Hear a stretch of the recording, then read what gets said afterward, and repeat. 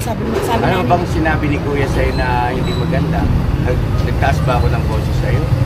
Wala nga sinabing May sinabi ba akong hindi maganda sa'yo? Kasi kung sagot mo daw kuya, kung sumagot daw siya ng talibagbag sa'yo. Hindi ako ganun, sabi ko lang ganun eh. Di ba sumusunod naman ako? Si Bong, dinidisiplina rin natin. Kasi hindi naman lahat ng gawin. Alam ko naman yung matagal sa uling yan. Nakita ko sa itsura eh. Hindi ko kinukumpara si Bong ako sa sarili ko ron. Eh, ako ugali namin yung mama ko doon sa amin. Mga ganyan tao, epal. Sa amin, mga tao sa amin. Mga epal. Na kaya nyong doon na lang kayo sa Kiko at masaya naman kayo doon sa Kiko. Kahit walang pera. Kahit wala kayong pera, kahit na nandun yun sa vlog kanina. Wag na. Kaya, wag na. Kung napabayad yan, kuya. Oo. Buti ko na. Ano bang nangyari? Ano bang nangyari? Di ba tanda mo yun sa may... Kwento mo sa akin. Parang dalawa, side mo at side nila. Tanda mo yun sa may sakyan. Hindi namin natataputi. Sabi ko, hindi na ako magaganon. Hindi na magsalita.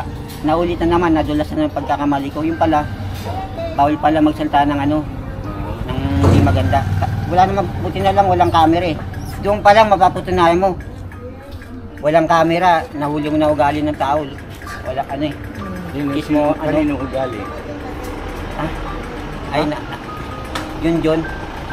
Kuya Jonathan, ang sinabi ko lang sa iyo ha, kanina ha, bigla kang nagalit, sabi ko, Kuya Kaya Jonathan, kung tapos ano, eh. kaya nga, inaano ko lang, ang sinabi ko lang sa iyo kanina, kaya ka nagalit, sabi ko, Kuya Jonathan, kung ano yung sinasabi mo, sa talikod ni Kuya, dapat sinabi mo ng harapan. Dalawa sinabi mo ka kanina eh. Teka lang, dalawa sinabi mo kanina eh. Ano ba sinabi ko? Di ba nag-vlog ka dyan?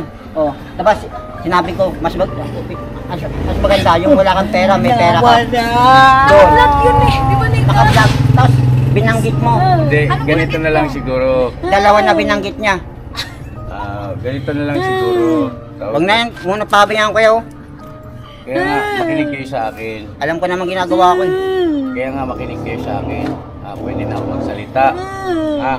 Nay. Sabi nga ito, wag na raw eh. Anong wag na? Wag na daw magsalita. Kaya nga. Kasi kuya na lang magsalita mo. Ganito. Kung halimbawa meron akong instruction na hindi pabor sa inyo, kagaya niya pagkakabit ng ngipin mo, kung hindi mo pa gusto, hindi ka naman pipilitin. Pero siyempre, intindihin mo rin sa side namin na nagsisikap din kami na makumpinsig eh. Dahil para sa iyo din yun, sa ikagaganda ng pag umunguya ka, pag kumakain ka, saka sa itsura mo, di ba? Kasi nga, nangilang kang tumawa minsan. Dahil nga sa wala kang ngipin, yan yung purpose noon. Kaya sinisikap ni Papa Dins na mapakapitan ka ng ngipin. Ngayon, kung ayaw mo, wala namang problema doon. Hindi ka naman pipilitin. Ayaw niya, okay lang. Tapos yung tungkol din sa binanggit ni Junjun, hindi naman na natin masasabing mali yun kasi naririnig na raw ng mga dumadaan ng ibang tao. Kaya naman galang lumadang ko eh. Kahit na Jo, wala ito lang nakakarinig, pero narinig ng mga 3Ms kasama natin. Syempre masasaktan din sila kasi ano sila, diba? Pamilya eh, diba? Masasaktan sila dahil kumbaga, Pamilya tayo rito nagsasalita ka nang nakatalikod si Kabisnes ng masama. Diba? Kung ikaw naman salitaan ka namin ng masama. Kumbaga, inano ka lang din ni Junjun. Kumbaga, sinaway ka. Hindi lang magmamalasakit kasi yung damdamin mo sa kay Kabisnes ay masama. Iba na yung damdamin mo na pag nakatalikod si Papa nililipak mo. Diba? So nasaktan din sila, bakit mo nililipak ang isang pinuno ng Kabisnes? Samantala ang ganda ng hangarin sa iyo, ang ganda ng hangarin sa inyong pamilya. Diba? Pag mamalasakit, ba't pag nakatalikod si Papa nililipak mo? Siyempre nasaktan sila. Diba? Anong gusto mo sabihin mo ron doon? Ay, Tal?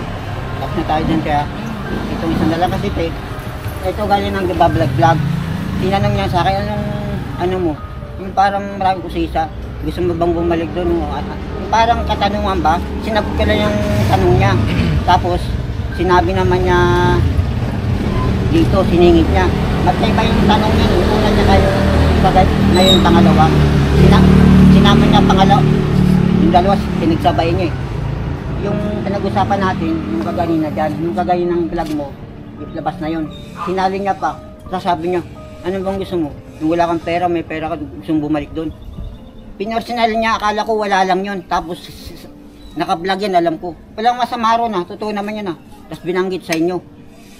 Wala na yun, dito lang siya mag-ano. Dahil, bakit pinagsabay niya? Dinoble niya. Tapos, ako po may kasalanan. Pero, Sinagot na nga yung vlog mo eh. Sana hindi na ako sumagot eh. Jonathan, wala ng vlog. Di ba ako na lang nakaupo dyan? Hindi ka ganina, nagbablog siya dyan. Pero wala Pati nang sila vlog. untoy, di ba kami? Wala nang vlog yun. Nagsipasok ka na sila kasi may bisita. Ako na lang natira, di ba? Tsaka si Kia. Iba na nga yun yung una Oo yun. nga, pero narinig kita. May narinig ako sa'yo tungkol sa kanila. Tapos, inulit mo kay nanay. Yung pangalawa na yun. Yung Ngayon, una, wala na ngayon yun. lang yun. Wala nang vlog yun. Tapos Hindi na may vlog. naka-vlog. Hindi na daw Ba't ano yung naka-vlog. narinig mo, Timengay? Makakain naman daw sila kahit wala sila. Oh. Nagagalit ka, di ba? Sabi mo, dapat respetuhin ni Kuya. Dinagdagan niyo pa eh. Hindi yung dinagdagan. Narinig Ako mo. narinig ko. Oh. Wala nang sinabing Lahat ganun ng eh. sasabihin mo, dapat nag-usap na kanina. Sinabi mo na lahat. Magandang araw, happy Sunday everyone. Muli na naman tayo nagbabalik dito sa ating YouTube channel. At pasensya po na wala po tayong nagawang video nitong nakaraang 2 araw kasi nga wala tayong internet. Ayan. Pero ito nga, nagbabalik na po tayo. Ayan, sa hindi pa po na-subscribe po sa ating channel, kaagapay, pa-subscribe na rin po. At syempre kay Kuya Ka-Business, kay Papa Dins at saka sa Ka-Business Family. Ayan, 'di ba? So, pag-subscribe po sila. And ito nga, napanood nyo po yung unang party ng video na ito, unang part po ng video na ito, kung saan ayun nga ay nag-usap, kinausap na ni Kuya Ka-Business si Jonathan kasi nga may mga ano sila, may mga konting problema sa kanila. Ayan. So, ito na naman ay about kay Jonathan. Okay. So, gusto ko rin pong mga marinig ang inyong opinion. Ano ba yung komento nyo sa napanood po ninyong video? Ano yung masasabi nyo kay Kuya Jonathan at kay Kuya Business? And paki-comment down below para po basahin din po natin ang inyong mga hinaing. Ayan, para naman sa akin po, ito lang yung masasabi ko. For me, tama nga naman yung sabi nga ni Kuya Ka-Business na lahat naman talaga na ginagawa nila ay para din po kila Jonathan at saka sa mga kasamahan po niya, 'di ba? Yung ano din pagdating din po sa kanyang ngipin, tama din naman kasi nga mahirap din talagang kumain na walang ngipin. At nakikita din po nila yun. Kaya nga siya papagawa ng ngipin kasi napapansin din nila na hirap siyang kumain ng mga matitigas. Ayan, di ba? Wala pong masama doon. And doon naman po sa about doon sa vlog nila Junjun, ayan sila guys, yung 3M. Ayan, para din sa akin, kung ako yung tatanungin, mas maganda po na wag na lang natin isama sa mga vlog si Kuya Jonathan kasi may mga bagay na hindi pa rin niya talaga makuha-kuha, 'di ba? May mga may mga bagay na minsan hindi ko rin maano talaga kung hindi niya ba maintindihan or ayaw niya. Oo. Saka yung mga sinasabi, medyo pangit din naman talaga na kahit walang camera ay kung baga may nasasabi siya about kila Ka-Business. Kung totoo man yun ay talagang pangit po talagang pakinggan, di ba? Na may masasabi kang hindi maganda sa kila Kuya Ka-Business, di ba? And parang kapansin ko kapag kausap niya si Ka-Business, parang rin talaga walang hindi siya nakikita ko pa rin yung ugali na na-adapt niya kung saan siya namuhay, kung saan sila namuhay. Ayan, 'di ba? Doon pa lang kung nasasabi nga niya yung ano, yung about doon sa buhay nila dati, yung totoo yan, di ano din, siyempre, yung mga ano dyan, mga nakapaligid dyan, ay kung ano yung maririnig nila sa kanya, ay talagang makakaabot din yan kay ka-business. Kung ano yung usapan yan, ganito. So dapat, kung ako kay Kuya Jonathan, mas magandang ano na lang din, wag siyang magsasalita. Kahit wala po si Kuya ka-business, wag po siyang magsasalita ng hindi maganda. Without campo, ayan, di ba? Kasi balang araw may makakarinig na kapitbahay, dumadaan, or mga kasama nila mismo dyan, di ba? So, hindi rin natin alam, di ba? Kasi mahirap naman talaga na sa isang bahay o sa isang ganyan, grupo nila, ay hindi maiwasan na may mga problema na kahit yung konting problema ay lumalaki, di ba? Yan yung mahirap sa masyadong marami. Hindi ko naman sinasabi na may siraan na nagaganap dyan, pero ang sinasabi ko in general na lahat ng grupo ay hindi maiwasan na meron ding mga nangyayaring siraan. Yun. So, nahirap din, di ba? And hindi rin natin alam kung ano talaga yung nangyari dyan, yung pinakabuuan without camera. So, wala po tayong maano dyan. Basta, kung ano na lang yung nakita natin sa video, doon na lang po tayong magbabase. So, para sa akin, para kay Kuya Jonathan, itong ang masasabi ko sa kanya, wag kang magsasabi ng mga hindi maganda kahit may cam o wala, wag ka na lang magbanggit. Kung may ano ka, may gusto kang kung may ayaw ka, mas magandang sabihin mo nga ng harapan kay Kuya ka-business kaysa sabihin mo sa iba. Kasi hindi mo rin alam kung sino yung magiging kakampi mo o sino yung sisira sa iyo, di ba? Yun yung dapat maingat ka rin. Oo.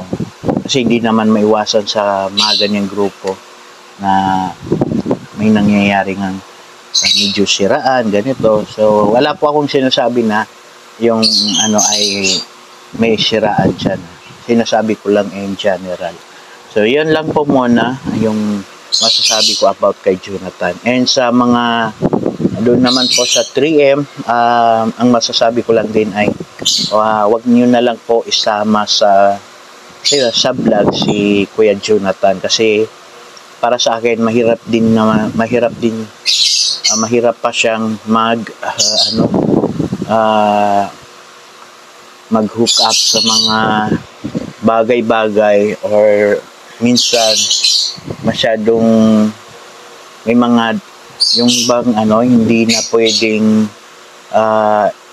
i-vlog or hindi na pwedeng isali sa vlog.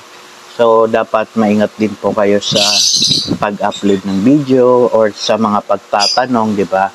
Huwag din po natin i-trigger yung kinakausap natin. Ayan. So, para sa akin, yun lang po yung masasabi ko na sa 3M, huwag na lang niyo pong isali sa vlog si Kuya Jonathan. Saka na pag mga medyo umano na po yung ano niya. Kasi medyo minsan natatrigger siya yung ugali ni Kuya Jonathan. Kasi nga, hindi siya tulad natin na kumbaga namulat na sa mga mas malawak pang bagay. Ang pakiramdam ko rin po kay Kuya Jonathan, siya yung tao na siyempre, iba yung kinalakihan niya. So parang yung mga napaligid sa kanya, yun lang yung na-adapt niya ng mga ugali, mga bawat pagbitaw sa salita, di ba? So, yun. Yun lang po yung masasabi ko. Sana, ayan, comment down below sa mga may comment din, may dadagdag na komento.